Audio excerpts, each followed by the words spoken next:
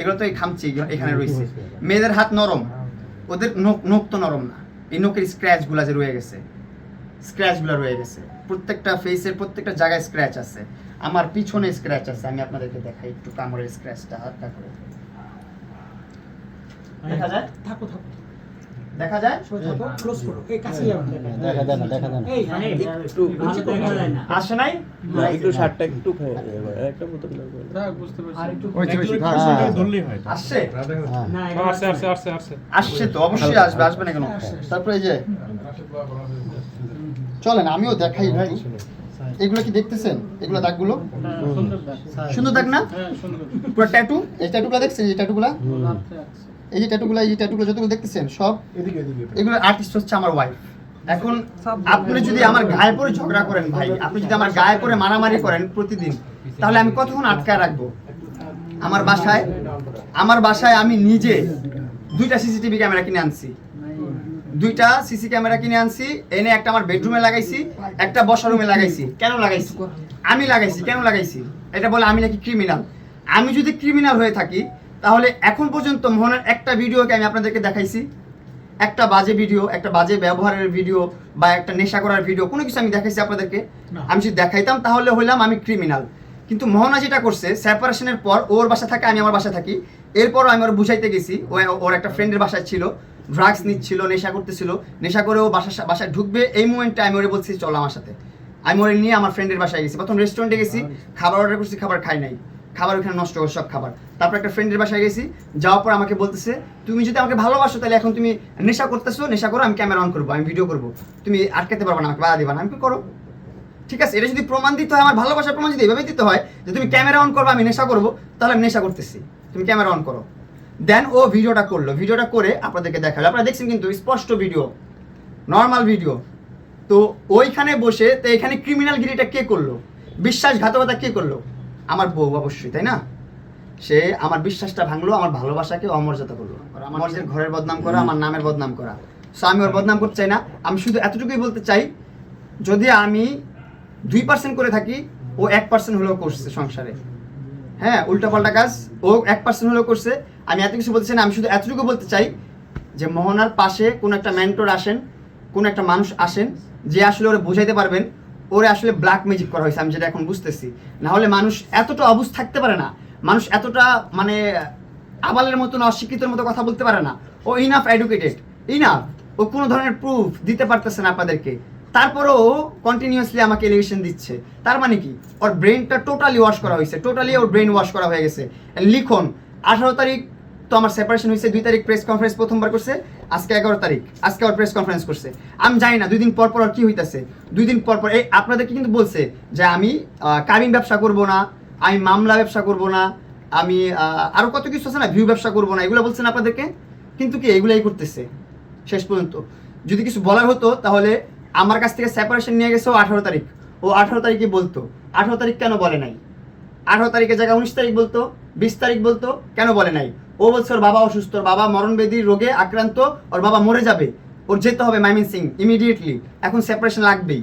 Separation নিয়ে তারপর ও ময়মনসিং যাবে, কিন্তু সেপারেশন নেওয়ার পর এখন পর্যন্ত ও ময়মনসিং যায় নাই, ও ময়মনসিং যায় নাই, ওর বাবার কাছে যায় নাই, এবং ওর বাবা ওর বাসায় আসছে। ওই মরণবেদী মানুষ বাসায় চলে আসছে হেঁটে।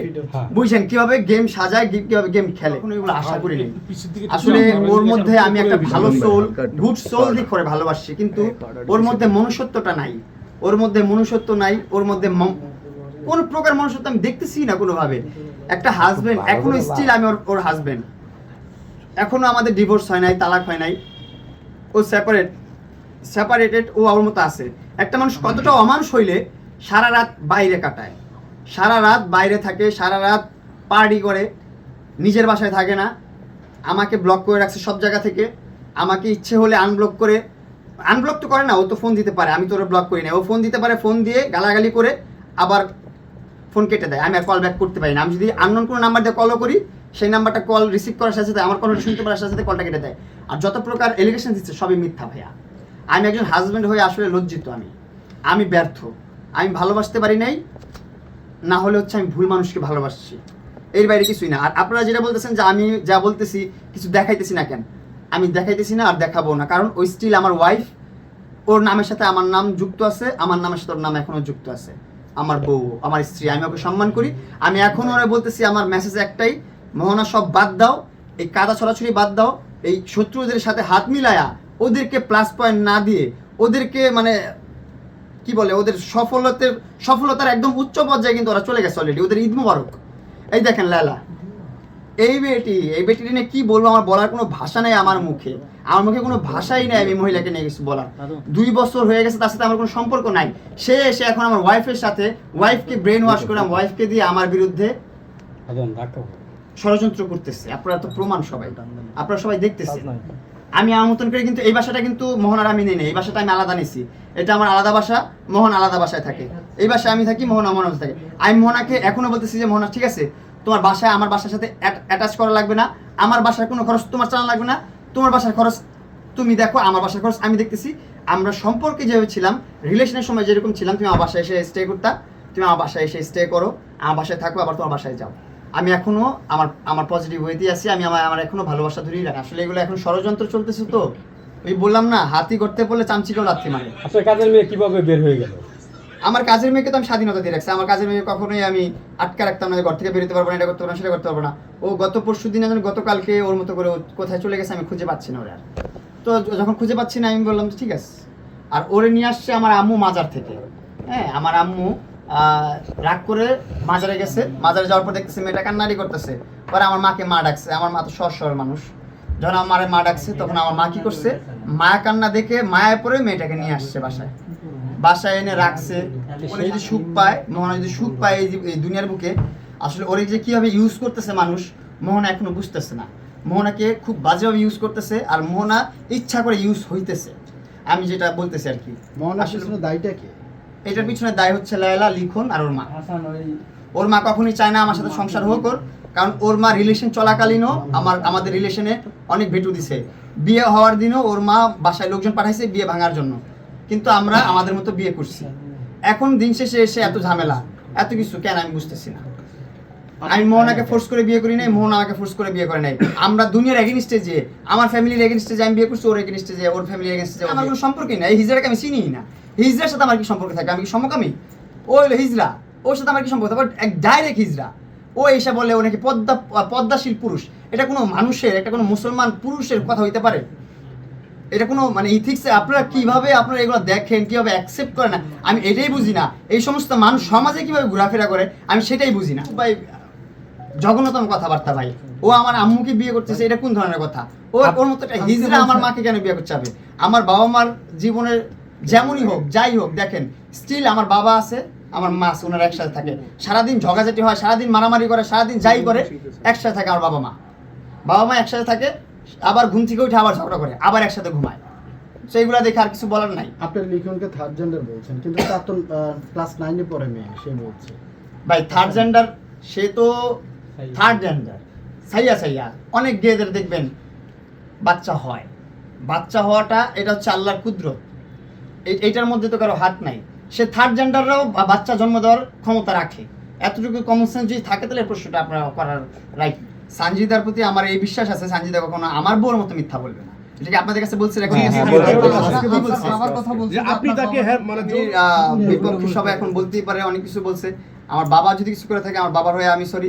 আর ওর যদি কিছু লাগে সেটা আমি দেখবো। আর আমার সাইড থেকে কখনো আমার ওয়াইফ ছাড়া দুনিয়াতে কেউ বলতে পারে না যে আমি নির্যাতন করি তারে। আরেকটা আছে, ওই যে মনে করেন যে, আর বলার দরকার নেই যে আমার সংসারটা আগুন ধরাই দিতেছে, আগুন ধরাই দিছে অলরেডি। লালার নাকি ঈদ লাগছে, ঈদই তো লাগবে। ও শুধু সফল, ও তো সফল হয়েছে জীবনে। ও যেটা চাইছে সেটা পাইছে। ও চাইছে আমার সংসার নষ্ট হোক, আমি ধ্বংস হই, আমার অধপতন হোক, এটা পাইছে। এখন তো আমি ধ্বংস, আমি অধপতন। আমার এখন অধপতনের রাস্তায় আমি হাঁটতেছি। আমি নিজে দেখতেছি আমার সব ধ্বংস সামনে, তারপর আমি এই রাস্তাতেই হাঁটতেছি। কারণ কি? কারণ আমি যাকে ভালোবাসে ঠকে গেছি, সে আমার বিপক্ষে চলে গেছে। এখন আমি আর এইগুলো নিয়ে সাফাই দিতে চাই না। আমি শুধু এতটুকুই বলতে চাই, আমার ওয়াইফকে ব্রেন ওয়াশ করা হচ্ছে, আমার ওয়াইফকে খুব বাজেভাবে মিস ইউজ করতেছে সবাই। আমার ওয়াইফ এখনো আমার কাছে আসতে চায়, আমার ওয়াইফ আমাকে চায়, এই জন্য ও এখনো আমাকে ডিভোর্স দেয় নাই। ওর আশেপাশের মানুষ থেকেও আমি জানতে পারছি ও আমাকে ভালোবাসে, স্টিল আমাকে মিস করে। কিন্তু ওর ফ্যামিলির কারণে আমার কাছে আসতে পারে না, ওর মা আসতে দেয় না। ভাই কথা বলতে চাই না, মামলায় আমার ফাঁস হোক, আমি এটা মেনে নিচ্ছি, শেষ। এই মামলার পিছনে কি লাইলা বা কারো হাত আছে আপনার? অবশ্যই লালার হাত আছে, 100% লালার হাত আছে। কেন আপনাদেরকে 2 তারিখে প্রেস কনফারেন্স দিল যে আমি ভিউ ব্যবসা করব না, আমি মামলা ব্যবসা করব না, আমি যৌতুক ব্যবসা করব না, সে কোনো ব্যবসাই করবে না। এখন এসে কেন সে মামলা দিল, সে ম্যানিপুলেট করে আমার কাজের ছেলেটাকে নিয়ে এসে তাকে দিয়ে মামলা দিল। আমার কাজের মেয়েকে নিয়ে এত বাজে বাজে কথা আমাকে কল দিয়ে বলছে যে তুই কি এখন তোর কাজের মেয়ের সাথে শুইতেছোস, তোর বাপ শুইতেছে, তুই কি তার আগে ব্যবসা করাইতেছোস, তোর মা লোকাই নেয় না ব্যবসা করায়, এইগুলো আমার কাজের মেয়েকে নিয়ে আমাকে বলছে কলে। এখন আবার সে কাজের মেয়েকে নিয়ে আবার ইউজ করতেছে। এটা কোন ধরনের কথা হইলো? আপনার বাবার বিরুদ্ধে আমার ওয়াইফ যতগুলো কথা বলতেছে 100টা কথার মধ্যে 120টা কথা বলতেছে কাজের মেয়ে বলছে। হ্যাঁ, কাজের মেয়ে বললে এখন কাজের মেয়ে যদি এটা সত্য হয়ে থাকে ও প্রমাণ করতে পারে, আমার বাপের বিরুদ্ধে মামলা করে দেখ, রেপ কেসের মামলা দেখ, আমি ওর হয়ে সাক্ষী দিব যে আমার বাপ রেপ করছে, তারপর ডিএনএ টেস্ট হবে, তারপর হচ্ছে যে আমার বাপের জেল খাটুক, আমি চাই। এবং জেল কি খাটুক। বলেছে শেষ। আপনি 2 দিন আমার আগে- বাপ যদি অন্যায় করে থাকে, আমার বাপের এগেইনস্টে আমি, আমার বাপ যদি অন্যায় করে থাকে, আমার চোখে কখনো পড়ে নাই, সানজিদা কখনো আইসা আমার বলে নাই কথা। আমার কাজের মেয়ে এতদিন ধরে আমার বাসায় আছে, 3-4 মাস ধরে আমার বাসায় থাকে, কখনো একবারও আমার কানে আসে নাই কথাটা আমার বাবা উল্টাপাল্টা কিছু করছে। এখন আইসা ও আমার বাসা থেকে বের হয়ে যায়, আমার মানে ওইখানে যে বুঝতেছি না আমি, আমার বিপক্ষে সব ভাই, আমার বিপক্ষে সব। আচ্ছা মামুন ভাই, আপনার তো একটা সুন্দর ভবিষ্যৎ ছিল, মানে সেই জায়গাটা আপনি আসলে নষ্ট করে কেন দিলেন? আমার সুন্দর ভবিষ্যৎ নষ্ট করে দিলাম আমি নিজ হাতে, এটা তো কিছু বলার নেই। আর আপনারা দেখছেন লালা অনেকভাবে চেষ্টা করছে আমার ভবিষ্যৎ নষ্ট করার, কিন্তু পারে নাই। কারণ যতবার আমার ভাঙা ফেলতে চাইছে, ততবার আমি নিজের নতুন করে ঘুরছি, ততবার আমি নতুন করে কাম ব্যাক করছি। কিন্তু এখন যে আমাকে ভাঙতে চাচ্ছে বা এখন যাকে দিয়ে ভাঙাচ্ছে আমাকে, তার এগেইনস্টে তো আমি যুদ্ধ করতে পারবো না, কারণ তাকে তো আমি ভালোবাসি। আমি তো মোহনার বিরুদ্ধে যুদ্ধ করতে পারবো না, আমি মোহনার বিরুদ্ধে যুদ্ধ করতে চাই না। ও যদি, আমি আপনাদেরকে বলে দিচ্ছি ভাই, মোহনা যদি আমার নামে মামলা করে, আমি জামিনও নিতে যাবো না, আমি জামিনও নিব না। আমি বলবো যে হ্যাঁ আমি দোষী, আমাকে ফাঁসি দেন, আমি ফাঁসি চাই, শেষ।